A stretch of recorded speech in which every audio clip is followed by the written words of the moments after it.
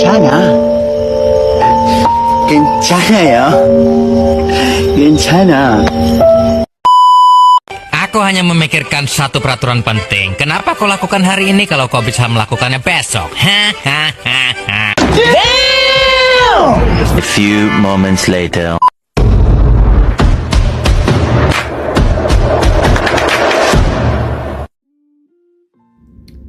Kajian klien penghuni lapas, kelompok itu ada Aisyah, Nabila, sama Sakira. Mengkaji jenis dan karakter klien penghuni lapas. Langkah awal dalam memahami klien di lembaga pemasyarakatan atau lapas adalah mengkaji jenis dan karakter penghuni. Hal ini mencakup pertama itu ada jenis kasus hukum, yang kedua adalah latar belakang sosial dan ekonomi.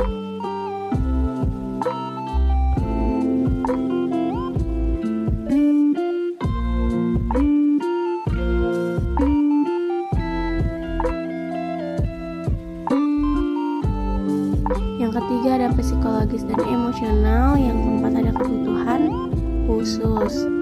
Pengajian ini penting untuk memahami setiap individu agar penanganan dan layanan yang diberikan tepat pada sasaran.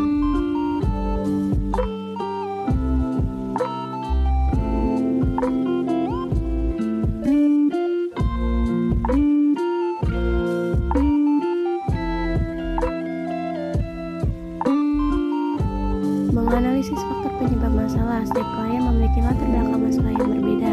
Analisis faktor penyebab membantu memahami akar permasalahan. Faktor tersebut dapat meliputi ada dari internal seperti psikologis, moral, dan etika, terus dari eksternal, keluarga, komunitas, ekonomi.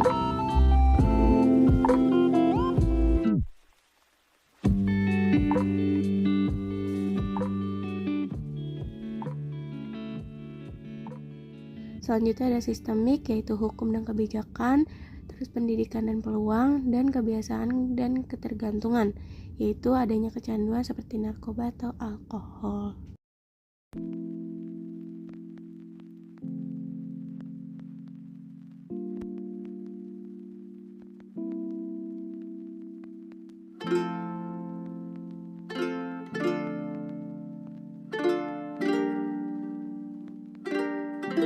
Menganalisis cara penanganan masalah. Cara penanganan masalah disesuaikan dengan faktor penyebab yang telah diidentifikasi. Pendekatan dapat mencakup pertama psikologis, rehabilitas sosial, pendekatan hukum, program integrasi, kerjasama lintas instansi.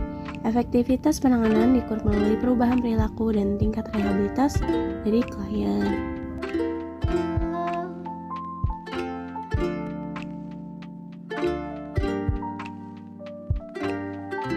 Selanjutnya menentukan layanan bimbingan konseling jika yang tepat nih. Ada layanan dasar di pengenalan nilai dan norma edukasi, terus layanan konseling individu, kelompok, layanan pengembangan diri, program pelatihan keterampilan, workshop tentang manajemen stres dan pengembangan kepercayaan diri.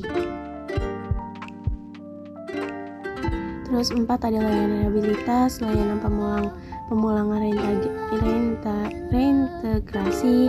Layanan mereka ini harus berorientasi pada pemulihan klien secara holistik dan integrasi mereka kembali ke masyarakat sebagai individu yang lebih baik. Pendekatan ini memastikan setiap klien di lapas mendapatkan layanan yang sesuai, memperbaiki kualitas hidup dan pencegahan pengulangan perilaku kriminalitas. Oke, makasih.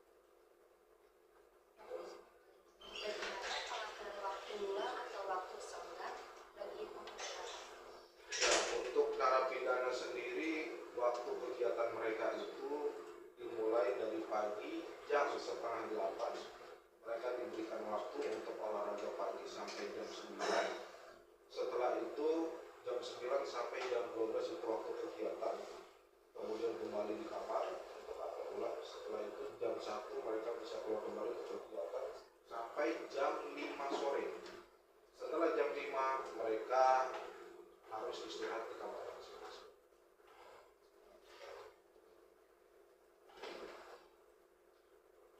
Apa saja kegiatan rekreasi atau seperti itu yang diizinkan untuk penghuni? Untuk rekreasinya di sini kita ada fasilitas tempat olahraga, ada lapangan bisa untuk futsal, voli ataupun tenis lapangan, kemudian ada lapangan basket juga, ada tenis meja juga, ada lapangan badminton juga, ada jogging track, ada catur, dan olahraga ringan lainnya.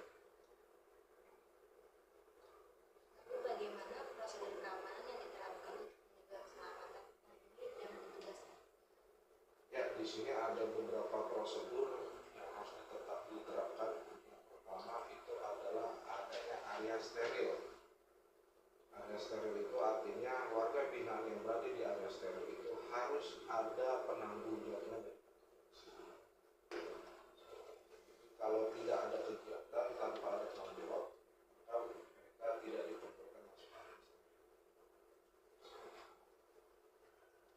Lalu apa tindakan yang diambil jika terjadi pelanggaran disiplin oleh penghuni? Ketika ada tindak pelanggaran maka akan dicari tahu dulu seberapa besar pelanggaran itu. Jadi ada hukuman ringan, sedang dan berat. Kalau ringan itu tidak bisa berupa teguran. Kalau sudah sedang itu bisa berupa kurungan di dalam sel kurang lebih selama 4 sampai 7 hari. Kalau pelanggaran berat itu bisa sampai dipindahkan.